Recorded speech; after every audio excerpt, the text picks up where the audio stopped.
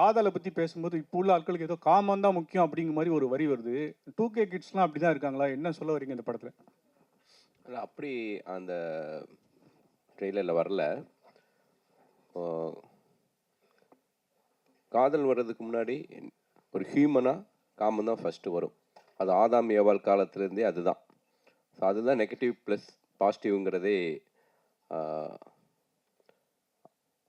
அதைத்தான் இந்த கதையில் சொல்கிறோம். இந்த உலகம் பார்க்குற மாதிரி எங்களை எதுக்கு வாழ சொல்கிறீங்க, நாங்கள் ஃப்ரெண்ட்ஸ் அப்படிங்கிறது தான் அவன் சொல்லுவான். அஸ் எ ஹீரோவுடைய டாக்கே வந்து ஒரு இத்தனை வருஷம் அவன் கூட பழகுறேன், எந்த மொமெண்ட்லேயுமே அப்படி ஒரு தாட்டே வந்தது கிடையாது. எந்த பொண்ணாக இருந்தாலும் காதல், ஒரு பொண்ணு மேலே காதல் வர்றதுக்கு முன்னாடி ஒரு க்ரஸ்ஸோ ஒரு காமமோ அது வந்து அது வந்து நீங்கள் க்ரஸ்ன்னு சொல்லலாம். அது உண்மையான வார்த்தை, அது காமம் தான். காமத்துக்கு அப்புறம் தான் காதல் வரும், காமத்துக்கு அப்புறம் தான் கல்யாணம் நடக்கும். அதான் சார். சுசி சார், இப்போது 2K லவ் அப்படின்னா இப்போ அட்வான்ஸாக போயிட்டானுங்க. முன்னெல்லாம் வந்து பார்க்கறது அகத்தின் சார் இவர் சாலமன் சார் சொன்ன மாதிரி தான், பார்க்காமே காதல் இருந்தது. அதுக்கப்புறம் கொஞ்சம் பார்த்தாங்க, தள்ளி தள்ளி கையை காட்டினாங்க. இப்போது பார்த்த உடனே பைக்கில் கூப்பிட்டு போயிட்டே இருந்துறானுங்க. இதுக்கு நடுவில் பாய் பேசின்னு ஒருத்தன் வரான். பார்த்தோன்னே நீங்கள் கூட்டிகிட்டு போனீங்களா? இப்போ 2K பார்த்தோன்னே நீங்கள் கூட்டிகிட்டு போனீங்களா? அப்படிலாம் யாராவது வர்றாங்களா? இப்போ அட்வான்ஸ் அப்படிலாம் 2K கிட்ஸை பத்தி நெகட்டிவா சொல்லாதீங்க, நான் ஒத்துக்க மாட்டேன். நான் நெகட்டிவா சொல்லல, அடுத்த செகண்டே பிக்கப் ஆயிடுது. அப்படிலாம் பிக்கப் ஆக வாய்ப்பே இல்லை சார். என்ன சார், பசங்களை பின்னாடி பாருங்க, அவனுங்கெல்லாம் வந்து பசங்க குமுறது தெரியும் சார். பின்னாடி 90s நிறைய பேர் இருந்தாங்கன்னா எல்லாருக்கும் தெரியும். கல்யாணமே ஆகல, அட்லீஸ்ட் ஒரு நாளாவது தேவைப்படும் சார். அததான் சார், பார்த்த உடனே கூட்டிட்டு போறாங்கன்னு இல்ல. இதுக்கு நடுவுல பாய் பேசின்னு ஒருத்தன் வரான். அந்த மாதிரியான கான்செப்ட் 2Kல இருக்கும். இல்ல இல்ல இல்ல, அந்த மாதிரி 2Kல இல்லை. இன்னொரு இந்த பாய் பெஸ்டி நீங்கள் சொல்லக்கூடிய சின்ன சின்ன வார்த்தைகள்லாம் அந்த காலத்துலேருந்து இருக்குது. அதுக்கு நம்ம பேர் வைக்காமல் இருந்தோம். கள்ளக்காதல்னு இருந்துச்சு, ஓகேங்களா? எல்லாத்துக்குமே ஒரு ஒரு பேரை இப்போ வச்சுருக்காங்க, அவ்வளோதான். எல்லா காலகட்டத்திலையும் எல்லா விதமான உறவுகளும் இருந்துகிட்டே இருந்திருக்குது. இப்போ அதுக்கு நமக்கு பேர் வச்சு அதுக்கு ஒரு அடையாளப்படுத்தி, இப்போ நமக்கு மீடியா பவர்ஃபுல்லாக இருக்கிறதுனால இந்த 2K ஜென்ரேஷன் பசங்க மட்டும்தான் வந்து ரொம்ப வந்து கெட்டு போன மாதிரியான ஒரு பிம்பத்தை உருவாக்கி இருக்கிறோம். இன்னொன்று எல்லா காலம் 80ஆக இருக்கட்டும் 90ஆக இருக்கட்டும், நான் 96 நான்லாம் வந்து டிவி பார்த்தே கெட்டு போறியாடான்னு அம்மா திட்டுவாங்க. ஸோ டிவி பார்க்குறது அவ்வளோ பெரிய குற்றமாக இருந்துச்சு. அது மாதிரி இப்போ வந்து மொபைல் பார்க்குறானுங்க, மொபைல் பார்த்து கெட்டு போகிறானுங்க, மொபைலை தவிர வேறு எதையும் பார்க்க மாட்டேங்கிறானுங்க அப்படின்னு ஒரு குற்றச்சாட்டு இருக்குது. நான் என்னென்ன சொல்கிறேன்னா, எல்லா காலகட்டத்திலையும் பாசிட்டிவான பக்கங்கள் இருந்துட்டு தான் இருக்குது. பாசிட்டிவாகவும் வாழ்ந்துட்டு இருக்காங்க. மொத்த பேரும் நெகட்டிவாக வாழ்ந்துட்டு இருக்காங்கன்னு நம்ம வந்து மொத்த பேரே ரவுண்ட் பண்ண வேண்டாம். பாசிட்டிவான விஷயங்களை முடிஞ்ச வரைக்கும் நம்ம இந்த சமுதாயத்துக்கும் இந்த இளைஞர்களுக்கும் சொல்லுவோம் தான் இந்த 2K கிட்ஸில் இருக்கக்கூடிய பாசிட்டிவான மனிதர்களை பதிவு பண்ணியிருக்கேன். சார், நீங்கள் வந்து புதுமுகங்களை வந்து அறிமுகப்படுத்துறதுல ரொம்ப எக்ஸ்பர்ட்டாக இருக்கீங்க. ஏன்னா வெண்ணிலா கபடிக்குள்ளே அவங்க எல்லாம் வந்துட்டாங்க. ஆனால் இன்னொரு பக்கம் பார்க்க போனால் பெரிய ஹீரோக்களுடைய டேட் கிடைக்கலையா? ஒருவேளை அவங்க வந்து இந்த மாதிரியான இதெல்லாம் நடிக்க மாட்டேன் அப்படின்னு சொல்கிறாங்களா? அதனால தான் நீங்கள் புதுமுகங்களை தேடி இது பண்ணுறீங்களா? இல்லை, நான் வந்து பாயமொழி கதை மட்டும் பாண்டி நாடு ஹிட்டுக்கு அப்புறம் விஷால் ரொம்ப வந்து என்கிட்ட வந்து ரெக்வஸ்ட் பண்ணி கேட்டதுக்காக நான் வந்து பாயமொழி கதை வந்து விஷாலுக்காக எழுதினேன், ஓகேங்களா? அதுக்கப்புறம் நான் பண்ணின இந்த 18 திரைப்படங்களும் ஹீரோவை மைண்டில் வைக்கவே மாட்டேன். ஃபஸ்ட்டு கதை எழுதிட்டு தான் அப்புறம் ஹீரோ செலக்ட் பண்ணுவேன். ஸோ கதை எழுதி முடித்ததுக்கப்புறம் இந்த படத்தை வந்து ஒரு கரெக்டான ஒரு யங்ஸ்டர்ஸ் பண்ணால் தான் நல்லாயிருக்கும். ஏன்னா இது வந்து ஒரு காலேஜ் முடிச்சுட்டு ஒரு அப்போ தான் அந்த ஒரு 2K ப்ரீ வெட்டிங் ஏஜென்சி நடத்திட்டு இருக்கக்கூடிய ஒரு பசங்களோட லைஃப். அதனால் ஹீரோ இந்த படத்துக்கு செட் ஆக மாட்டா, அப்படி பெரிய ஹீரோக்கள் யாரும் செட் ஆக மாட்டாங்க. ஸோ ஜெயவி ரொம்ப கரெக்டாக இருப்பான்னு தோணுச்சு, அதனால் பண்ணேன். சார், இப்போ வந்து சோஷியல் மீடியாவில் வந்து கொஸ்டின் கேட்குறவனு தனியாக முன்னாடி ஒதுக்கிட்டாரா சதீஷ்? சார் இடம் இல்லை சார், நான் இங்கே வரேன் சார்.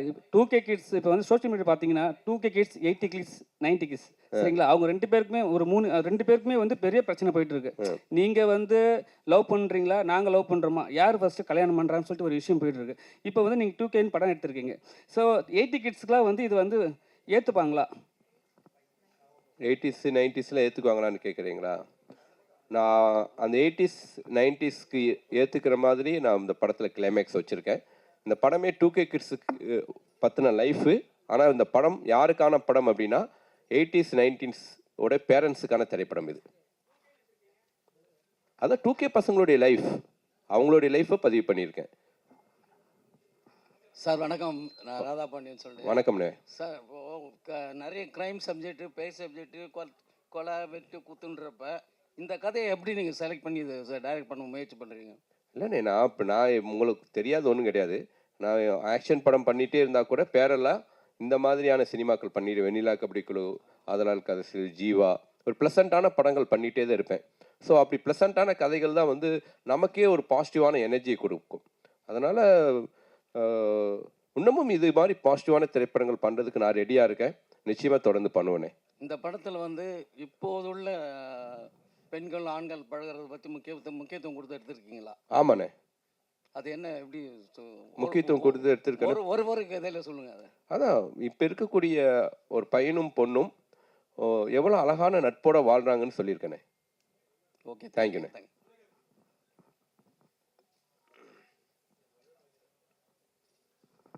சார், காலேஜஸில் ப்ரமோட் பண்ண போகிறீங்கன்னு சொல்லியிருந்தீங்க. அது ப்ரீ ரிலீஸாக பண்ண போகிறீங்களா, இல்லை ஒவ்வொரு காலேஜுக்கும் தனியாக டிக்கெட் வாங்கி அந்த மாதிரி கொடுத்து அந்த மாதிரி பிளான் பண்ணிட்டு?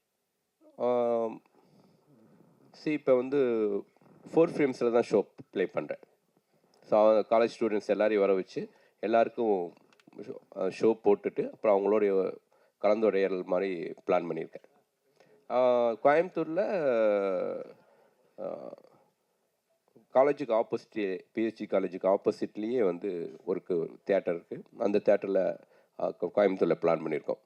ஸோ ப்ரீமியர் ஷோ, அதாவது ப்ரீவி தியேட்டர்ஸ் இல்லாத ஊர்களில் தியேட்டர்லேயே போட்டு காமிச்சு அவங்களோட ஒப்பீனியன் வாங்கிட்டு அதுக்கப்புறம் வந்து அவங்களோட பேசலான்னு முடிவு பண்ணியிருக்கோம். தனஞ்சலி சார், ஏதோ ஒம்பழுக்க போறீங்கன்னு நினைக்கிறேன். இல்லை கேரளா இண்டஸ்ட்ரியே வந்து க்ளோஸ் பண்ணுற அளவுக்கு போயிடுச்சுன்றீங்க. பட் ஆனால் தமிழ் இண்டஸ்ட்ரியும் அந்த அளவுக்கு தான் இருக்குது. ஆனால் நம்மளுக்கு போராட்ட குணம் அதிகமாக இருக்கிறதுனால நிறைய படங்கள் வந்துட்டுருக்கு. பட் ஆனால் ஒரு படம் ரிலீஸ் ஆனதுக்கு எல்லா படங்களும் இப்போ நிறுத்தி வச்சுருக்காங்க. எந்த தயாரிப்பாளரும் இயக்குனர் சங்கமும் யாரும் குரல் கொடுக்கலையே. அப்படி இருக்கும்பொழுது சினிமா எப்படி வளரும்? ஒன்றே ஒன்று சொல்கிறேன். இப்போ இந்த வருஷம் பார்த்தீங்கன்னா புது படங்கள் ஆரம்பிக்கிறதே கம்மியாயிடுச்சு. இப்போ அட் எ டைம் பார்த்தீங்கன்னா ஒரு காலகட்டத்தில் 20-30 படங்கள் பண்ணிட்டு இருந்த தமிழ் சினிமாவில் 7 படங்கள் தான் ப்ரொடக்ஷனே போயிட்டுருக்கு. ஸோ இதுக்கு எல்லாமே காரணம் இவ்வளோ படங்கள் வந்து சக்ஸஸ் ஆகாமல் போனது தான். ஆனால் அது ஒரு பெரிய படம் வரும்போது வேறு வழி கிடையாது. ஏன்னா எல்லாமே ஒரு 900 திரையரங்கில் இந்த படத்தை வெளியிடணுன்றது டிஸ்ட்ரிபியூஷன் ரெக்குவயர்மெண்ட் இருக்குது. மக்களும் அதை எதிர்பார்க்குறாங்க. நேற்று ஒரு நாள் மட்டுமே இப்போ நீங்கள் படம் எடுத்தீங்கன்னா விடாமுயற்சி கிட்டத்தட்ட 25 கோடி மேலே தமிழ்நாட்டில் கலெக்ட் பண்ணியிருக்கு. அப்போது அந்தளவு ஆடியன்ஸ் வந்து ஓப்பனிங் கொடுக்க ரெடியாக இருக்காங்க பெரிய நடிகர்கள் நடித்த படங்களுக்கு. ஆனால் அதே ஒரு சின்ன படம் வரும்போது ஆடியன்ஸ் வந்து செலக்டிவாக பார்க்குறாங்க. அந்த செலக்டிவாக எப்படி பார்ப்பாங்கன்னா நீங்கள் என்ன சொல்கிறீங்க வச்சு தான் பார்ப்பாங்க. ஊடகங்கள் என்ன சொல்லுது, படத்தை பற்றி படம் ஃபஸ்ட்டு பார்த்த ஊடகங்கள் என்ன சொல்கிறாங்க, அடுத்ததாக ஃபஸ்ட்டு ஷோ பார்க்குறாங்களே அவங்க எப்படிப்பட்ட ஒப்பீனியன் கொடுக்குறாங்க வச்சு தான் அடுத்த கட்டமாக ஆடியன்ஸ் வராங்க. அப்போது சிறு மற்றும் மீடியம் பட்ஜெட் படங்கள்லாம் நம்பி இருக்கிறதே வந்து ஊடகங்கள் என்ன சொல்லுது, ஃபஸ்ட்டு ஷோ பார்க்குற ஆடியன்ஸ் என்ன சொல்கிறாங்களோ அதை நம்பி தான் இருக்காங்க. அதை வந்து நீங்கள் ஒரு பேலன்ஸ்டாக சப்போர்ட்டிவாக பண்ணும்போது அந்த படங்களுக்கு ஒரு சின்ன டேக் ஆஃப் இருக்குது. பெரிய நடிகர் நடித்த படத்துக்கு அது பிரச்சனையே கிடையாது. எதிர்பார்ப்பில் இருக்கிற படத்துக்கு பிரச்சனையே கிடையாது. ஆடியன்ஸ் உள்ளே வந்துடுறாங்க. அது மட்டுமே பத்தாது இல்லை இண்டஸ்ட்ரிக்கு. இன்றைக்கி ஏன் கேரளா ஷட் டவுன் ஆகுதுன்னா ஒரு 10 படம் தான் வெற்றி அடையுது. அவங்களுக்கும் 220 படம் வந்தது லாஸ்ட் இயர். அதில் 10 படம் தான் வெற்றி அடையும் போது அவங்க இப்போ என்ன சொல்லிட்டாங்க, இந்த இண்டஸ்ட்ரி தாங்காது, இவ்வளோ பேர் ஃபெயிலியர் ஆகிட்டாங்க, இவ்வளோ பேர் லாஸ் ஆகிட்டாங்க, அப்போ நம்ம ஷட் டவுன் பண்ணி காஸ்ட்டை குறைக்கணும், எல்லாத்தையும் குறைக்கணும் அப்படின்னு மூடுக்கு வந்துட்டாங்க. இது இப்போ டிஸ்கஷனில் இங்கே நம்முடைய அசோசியேஷன் எல்லாம் அதான் போயிட்டுருக்கு. எப்படி குறைக்க போகிறோம், ஏன்னா சிறு பட்ஜெட் படங்கள்லாம் சக்ஸஸ் ஆக மாட்டேங்குது பிகாஸ் ஆஃப் வேரியஸ் நான் சொன்ன மாதிரி ரீசன். அப்போ பெரிய பட்ஜெட் படங்களை நம்ம நம்பி இருக்கும்போது அதெல்லாம் காஸ்ட் எங்கோ போயிடுச்சு, டேட்டும் கிடைக்க மாட்டேங்குது. அப்போ எப்படி பண்ணுறது, இண்டஸ்ட்ரியை ரீஃபார்ம் பண்ணணும்னா வேறு வேலை பண்ணணும் அப்படின்னு பார்க்குறோம். ஸோ இண்டஸ்ட்ரியை பொறுத்தவரையும் இப்போ வந்து எல்லாருமே, தமிழ் மட்டும் இல்லை, மலையாளம் சினிமா, ஹிந்தி சினிமா எல்லாமே ஒரு ஷேக் அவுட்டில் தான் இருக்குது. ஒரு மாதிரி கலகலத்து போயிருக்கு. என்ன பண்ண போகிறோம், எப்படி இண்டஸ்ட்ரியை ரிவைவ் பண்ண போகிறோன்னு தான் எல்லாருமே அதுக்கான ஒரு முயற்சி எடுத்துகிட்டு இருக்கோம். இல்லை கேரளா இண்டஸ்ட்ரியில் வந்து நீங்கள் சொல்கிற மாதிரி இதுவானாலும் கவர்மெண்ட் ஓடிடி ஆரம்பிச்சிருக்காங்க. ஆனால் தமிழ்நாட்டில் அதை ஆரம்பிக்கலை. நீங்களும் யாரும் குரல் கொடுக்க, அப்படி ஆரம்பித்தால் சிறு படங்களுக்கு ஒருவேளை ஒரு வாய்ப்புகள் இல்லை. இப்போ நீங்கள் சொல்கிற கேரளா ஓடிடி வந்து இன்னும் பெருசாக அவங்க வந்து ரீச் ஆகலை. எல்லாமே சேல் ஆகாத படங்கள், மக்கள் வந்து உடனே பார்ப்பாங்களா அப்படின்ற படங்கள் தான் இப்போதைக்கு ஃபஸ்ட்டு கொடுக்குறாங்க. ஏன்னா ப்ரைஸ் கொடுத்து வாங்கணும். எல்லா தயாரிப்பாளரோட எதிர்பார்ப்பு என்னென்னா ஒரு பெரிய அமௌண்ட்டில் நம்மளுக்கு வித்துட முடியுமா, தான் வித்துட்டா தான் நம்ம கவர் பண்ண முடியும் காஸ்ட்டை. சும்மா ரெவன்யூ ஷேரில் போட்டு எப்படி கவர் பண்ண முடியும்? ஓகே, புது ஓடிடி ஆரம்பித்து ரெவன்யூ ஷேரில் போட்டு யார் பார்ப்பாங்க, எப்படி வரும்ன்ற ஒரு பயம் வருது இல்லை தயாரிப்பாளருக்கு. எல்லா தயாரிப்பாளரும் ஒரு 4 கோடி 5 கோடி இன்வெஸ்ட் பண்ணால் ஒரு 3 கோடி ஃபஸ்ட் எடுத்துட்டா அவங்களுக்கு நம்பிக்கை வரும். ஸோ அதான் cinema. So 2K love story பற்றி இதை தானே கேளுங்க. ஏன்னா இண்டஸ்ட்ரி பற்றி நிறைய பேச வேணாம். 2K லவ் ஸ்டோரி சார் 2013 வந்து ஆதலால் காதல் செய் ஒரு படம் பண்ணீங்க, அதுவே 2K கிட்ஸ் ஸ்டோரி தான். ஸோ இது எந்த விதத்தில் மாற்றமாக இருக்கும்? ஏன்னா நிறைய படம் நீங்கள் லவ் ஸ்டோரியை பண்ணிட்டீங்க, இது எப்படி இருக்கும், புதுசாக இருக்கும்? ஆனால் உங்களை தொடர்ந்து கேள்வி கேட்குறவங்க 2K லவ் ஸ்டோரியை பற்றி கேளுங்க. ஏன்னா ஒரு 10 நிமிஷத்தில் பேசிட்டு நம்ம எல்லாம் கிளம்பிடலாம், மற்ற கேள்விகள் வேண்டாம். இதான் ஒரு 2 ப்ரொடியூசரை கூட்டிகிட்டு வந்தேன் நான் படம் பண்ணலான்ட்டு. லைட்டாக தனஞ்சயன் சார் பேசுகிறதுல பதட்டமாயிட்டார். ரொம்ப ரிஸ்க் அதிகமாக இருக்கும் போல தெரியுது. நான் இப்போ யோசிக்கிறேன், இந்த ப்ரொடியூசரை கூப்பிடாமே இருந்திருக்கலாமோ. வெங்கடேசன் சார் எந்திரிங்க. சார் தான் எனக்கு என்ன சார் தெரியும், பாசிட்டிவான விஷயங்களை பேசுன்னு தான் படமே எடுக்கிறோம். சரி, ஓகே. எனிவே சார் பயப்படாதீங்க, நான் இருக்கேன், டோன்ட் வரி. ஸோ இந்த படத்தை பொறுத்த வரைக்கும் ஆதலால் காதல் செய் ரொம்ப ஒரு ஹாண்டிங்கான ஒரு கிளைமேக்ஸாக இருக்கும். அந்த டயத்தில் இந்த 2010 அந்த பசங்க லைஃப்குள்ளே இப்படியான ஒரு லைஃப், இப்படியான பிரச்சனைக்குள்ளேயும் மாட்டிக்கிறாங்க. அவங்க பண்ணுற தப்புனால ஒரு குழந்தை எப்படி அனாதை ஆகுதுங்கிற ஒரு விஷயத்தை பதிவு பண்ணேன். பட் இந்த படத்தை பொறுத்த வரைக்கும் இந்த பசங்களுடைய லைஃப் ஸ்டைலுக்குள்ளே ஒரு எவ்வளோ பாசிட்டிவாக, எவ்வளோ ப்ளசண்ட்டாக இவங்க இருக்கிறாங்க, எவ்வளோ எந்த மாதிரியான பிரச்சனைகள் வந்தாலும் எவ்வளோ வந்து தெளிவாக முடிவு எடுக்கிறாங்க அப்படிங்கிறத தான் சொன்னேன். இந்த படம் வந்து ஒரு ஒரு லவ் ஸ்டோரியாக இருந்தாலும் இந்த படத்துடைய கிளைமேக்ஸ் இந்த படத்தை வந்து ஒரு யூனிக்கான படமாக மாற்றும். அதுதான் இந்த படத்துடைய பலம்னு நான் பிலீவ் பண்ணுறேன். அந்த கிளைமேக்ஸை நம்பி தான் எடுத்தேன். கண்டிப்பாக படம் பார்த்து எல்லாருமே அந்த கிளைமேக்ஸை பர்டிகுலராக பேசுனது ரொம்ப மகிழ்ச்சி அளிக்குது. இமான் சார் வணக்கம் சார். சொல்லுங்கள். ஸோ காதலர் தினம் 14ஆம் தேதி வருது, உங்கள் படமும் ரிலீஸ் ஆகுது. ஸோ ஸ்பெஷலாக இதுக்கு லவர்ஸுங்களுக்கு ஏதாவது மியூசிக் போட்டிருக்கீங்களா? ஏன்னா இப்போ இருக்கவங்க ஸ்பீடாக இருக்காங்க, டக்குன்னு கேட்டு போகிற மாதிரி இருக்குமா, இளையராஜா சார் மாதிரி நிறுத்தி நிதானமாக கேட்குற மாதிரி இருக்குமா? கஷ்டப்பட்டு ஸ்க்ரீன்லாம் பண்ணோம். இந்த கேள்வி என்னங்க நியாயமாங்க? இந்த கேள்விலாம் இப்போ இருக்க ஜென்ரேஷன் ஸ்பீடாக இருக்குல்ல, அதுக்கேற்ற சார் போட்டால் நின்று கேட்க போகிறாங்க. இல்லை, போட்டு காமிச்சோமே, நீங்கள் வெளியில் நீங்கள் சாப்பிட்டுட்டு இருந்தீங்க, அவர் வாயால அந்த மியூசிக்கை சொல்லணும்ன்ற நான் கேட்க போறேன். எப்படி இருந்தாலும் நான் மொபைல்ல கேட்டு போறேன். நீங்க அவரு வந்து அவரை சாங்கை பத்தி அவரே எதுக்கு சொல்லணும்? நீங்க தான் சொல்லணும், நல்லா இருக்கு சார், கிரிப்பா இருக்கு சார் அப்படின்னு நீங்க தான் சொல்லணும். இல்லை சார், நம்ம ஒரு இசையமைக்கும் போது எல்லா வயதினருக்கும் அது போய் சேரணுன்ற ஒரு விஷயம் எப்பவுமே மனசில் எனக்கு வந்து இருக்கும் சார். வெறும் இப்போ இருக்கிற ஒரு நம்ம அது கண்டெம்பரரி ஆடியன்ஸுக்கு மட்டும் கேட்டு பண்ணோம்னா அது வந்து காலம் தாண்டி அது நிற்காதுன்ற ஒரு நம்பிக்கை எனக்கு எப்பவுமே அது பேசிக்கலாக இருக்கும் சார். ஸோ அதனால் என்ன மாதிரி பாடல் பண்ணணும், இரஸ்பெக்டிவ் ஆஃப் ஜானர், என்ன ஜானரில் பண்ணாலும் அதுக்குள்ளே இருக்க கோர் மெலடி கண்டென்ட் வந்து ஸ்ட்ராங்காக வைக்கணுன்றது தான் எப்போவுமே அது பை டிஃபால்ட் இருக்கிறது தான்.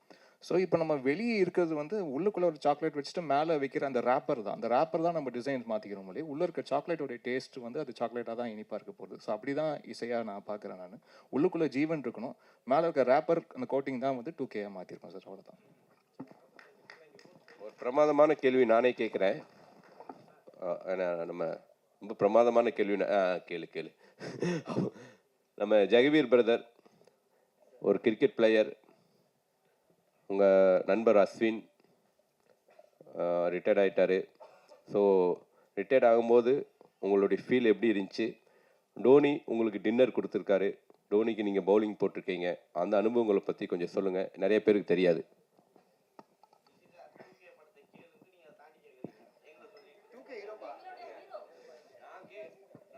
ஹீரோ யாரு அப்படின்னு உங்களுக்கு தெரியணும்.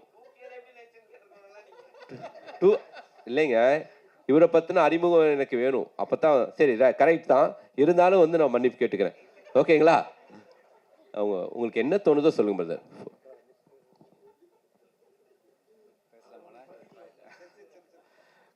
கடவுளுக்கு நன்றி, வந்திருக்கும் பிரசன்ட் மீடியாவுக்கு மிக்க நன்றி.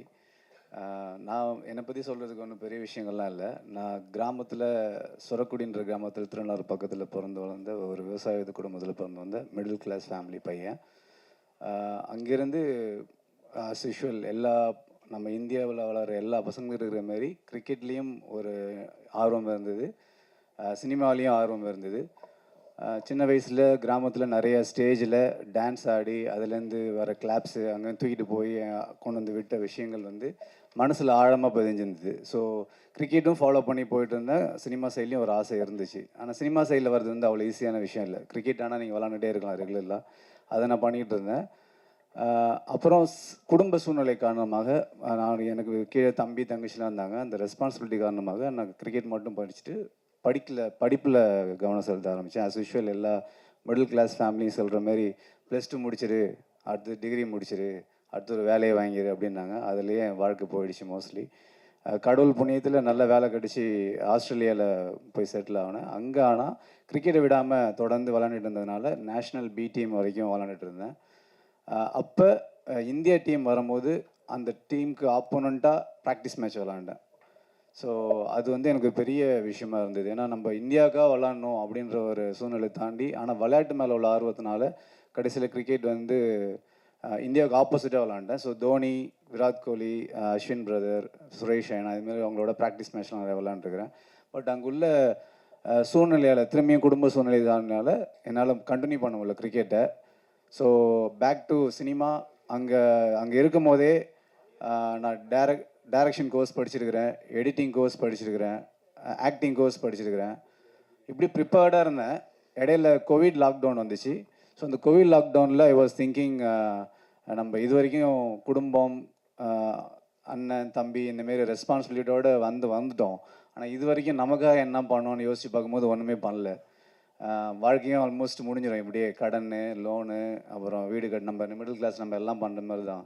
ஸோ அங்கேருந்து வந்த ஒரு பையன்தான் நான். அப்போ யோசித்து வீட்டில் உள்ள சப்போர்ட்னால் திரும்பி சினிமாவை தொடர்ந்து வந்தேன்.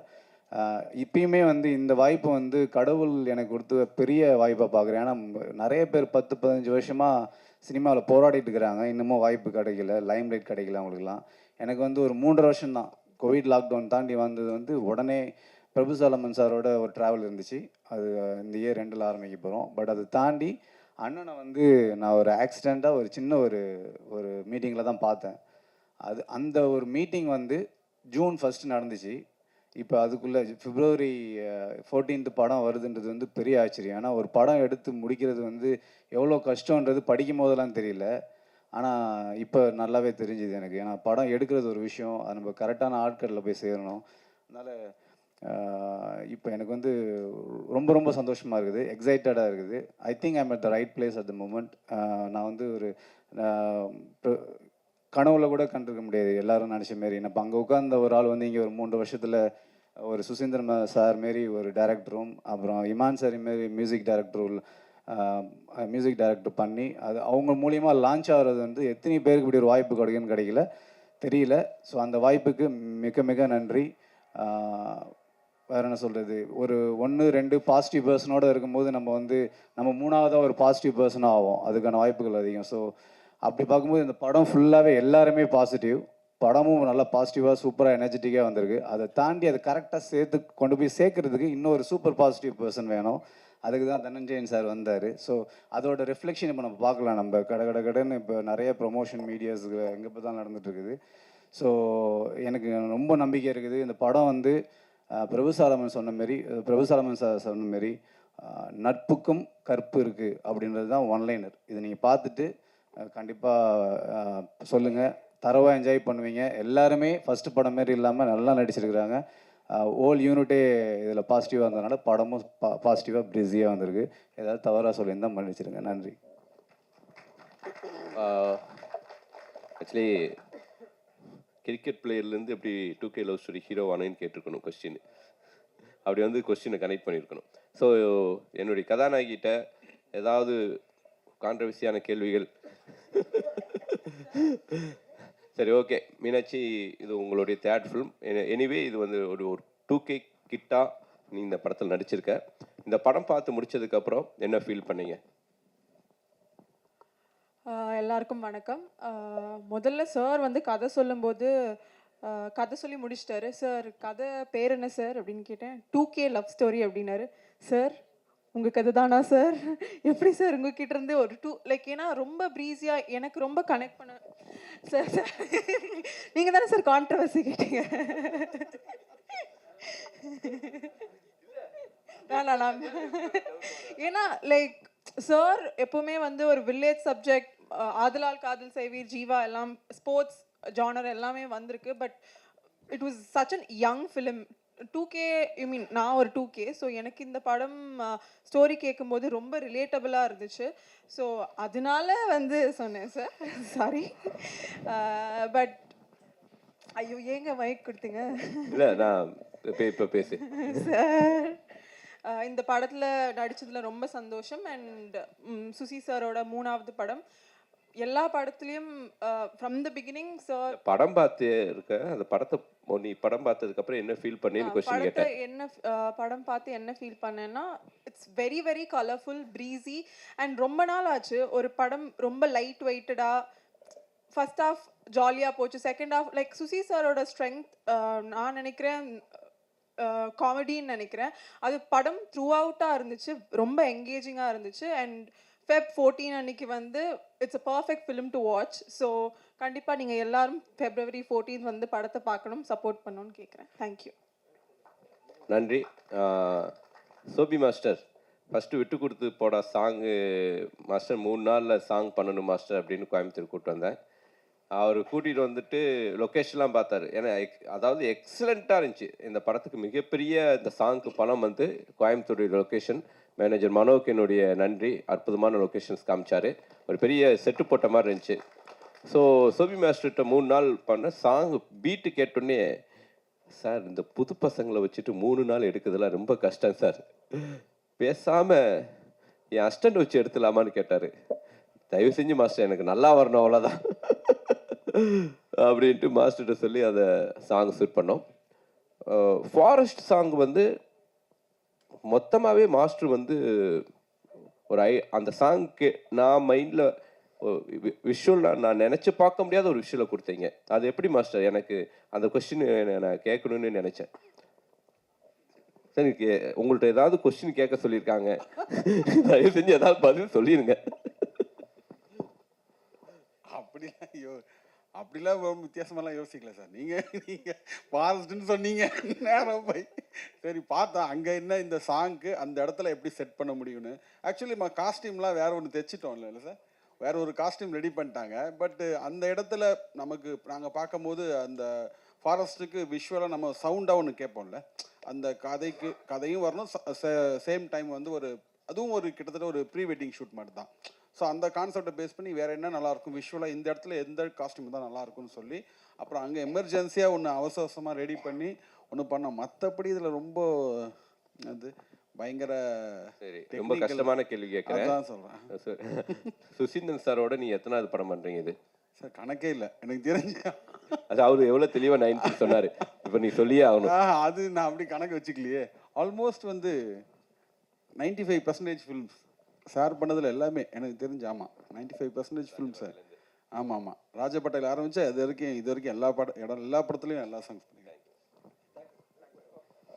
நன்றி, உங்கள் கேள்விகளுக்கு நன்றி. இப்போ ஒரு குரூப் ஃபோட்டோ எடுத்துடலாம்.